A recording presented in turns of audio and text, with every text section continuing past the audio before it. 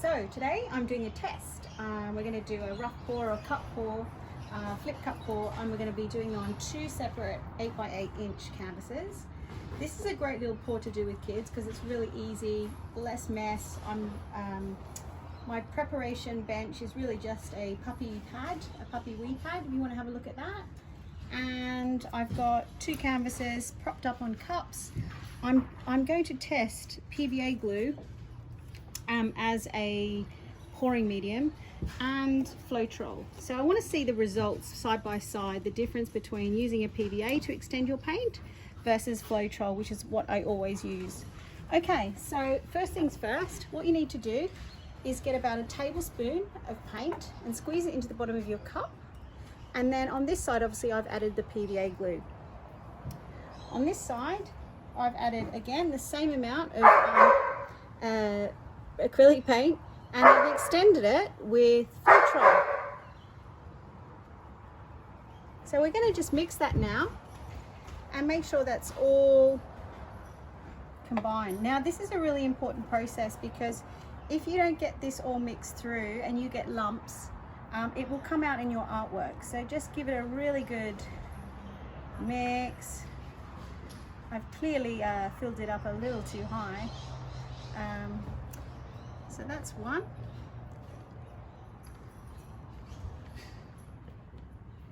And it normally takes a good minute to mix.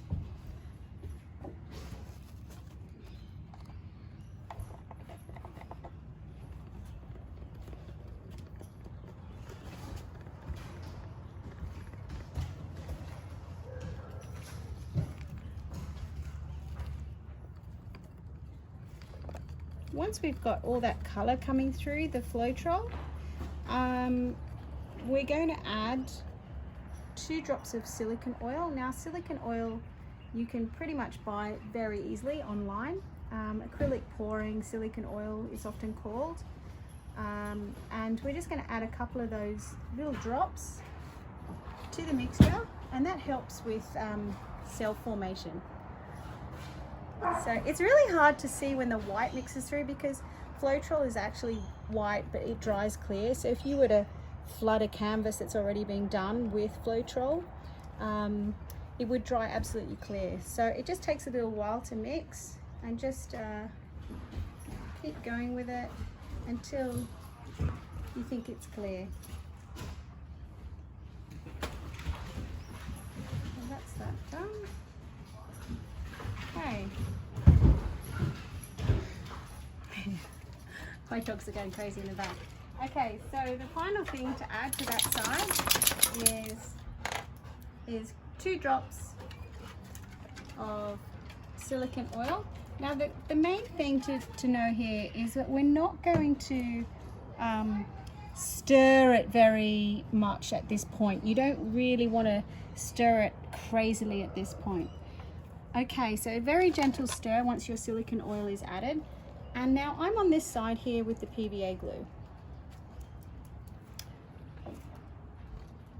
I'm actually going to transport that now into a bigger cup.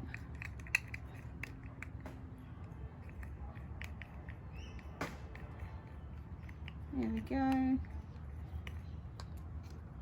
It's very glue-like.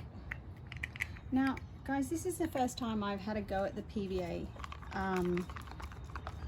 attempt, and I actually think it needs a little bit of water in there. One thing you'll know when you do a lot of these pours, consistency is really important. And I've had a few people message me about ratios and consistency, and I would just say after a while you'll get to realize what's a good pouring consistency.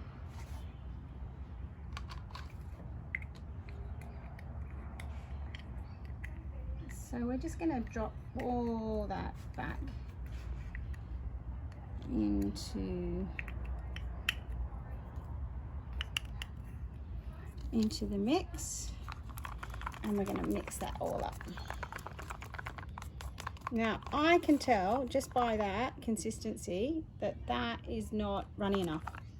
So we're going to dilute that pour with a little bit of water, and I will dilute it to the point where it seems similar to the consistency of my one with Floetrol.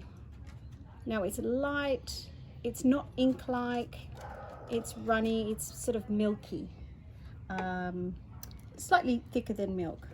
But I can already tell this is not going to flow, this PVA, as it is now, so it definitely needs thinning back. What's really great about this technique, this method, you know, acrylic pouring, is it's really experimental.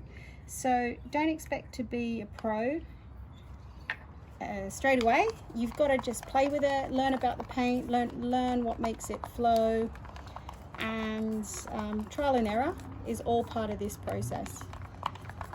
So we've brought those together. In fact, the PVA mixed really quickly compared to the Floetrol. Now, so we're going to add some water in here. I'll be back in 1 second. Zoom in on the...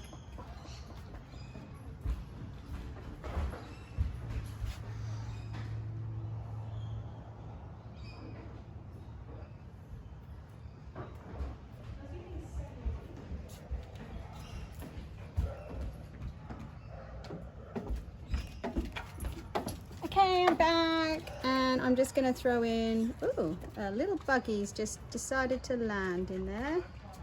That's fun. Okay, we might find him a bit later. So I'm dropping about a good tablespoon of water into that mix. Now that's getting better.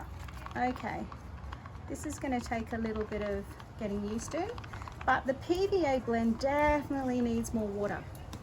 And this is a great mixture for at home with the kids if you don't want to spend on Floetrol. Oh, it really didn't need a lot of water to thin it back, so I'm saying maybe a teaspoon initially. Okay.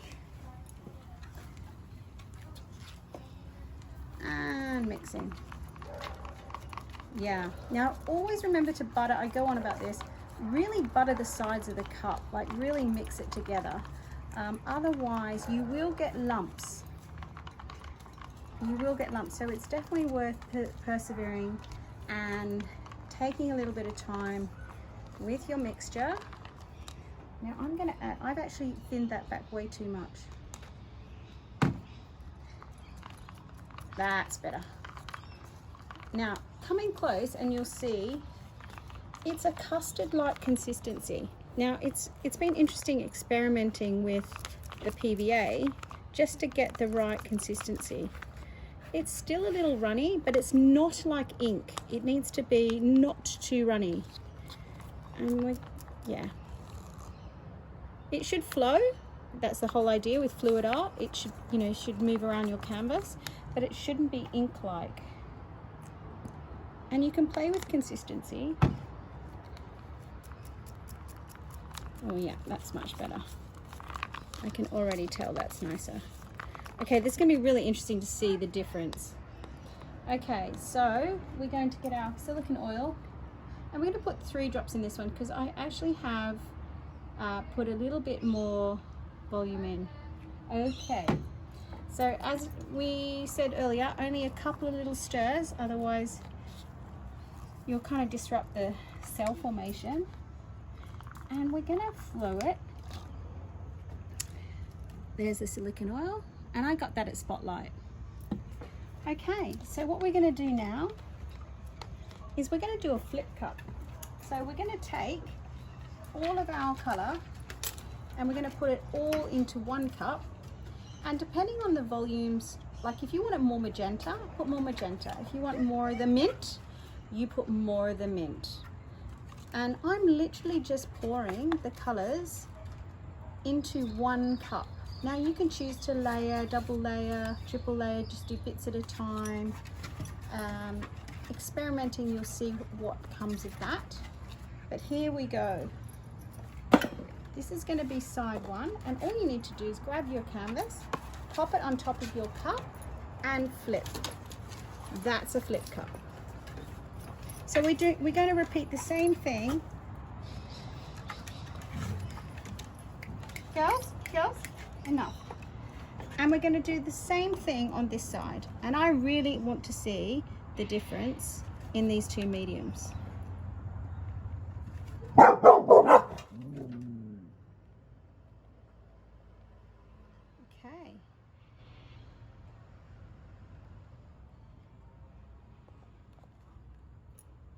Let's not disrupt the canvas. Okay, so we've got our second cup. And we're going to do exactly the same thing. I can see some little micro bubbles forming there. And I'm going to try and go with similar ratios with the Floetrol. I started out in these little plastic shot glasses. And we're going to just top up with magenta. Sunday's wanting her walk. And there we go. Whoa. Okay, and we repeat the process again. Canvas on top, flip. And hey presto. Oh, I can already see the cells are much truer on the one with Floetrol. And when I say true, they hold the pigment. They hold and the color seems more intense. So we're just going to move that round. And I think I've got a little bit more control in my cell formation. And see how they're jewel-like? And look at that. That's fantastic. I just feel you get a much higher quality output with Floetrol and some crazy patterns. So that looks beautiful. But if you want to do it at home with kids, you know you can actually achieve this very similar effect with the PVA. Another thing you can look to do is just some simple patterning. Be really careful. Make sure each stroke, each pattern that you create, you do it in one stroke. And always dry your either popsicle stick, paddle pop stick, or palette each time you make a pattern. So there we go, Floetrol on that side, PVA on the other. See you again soon.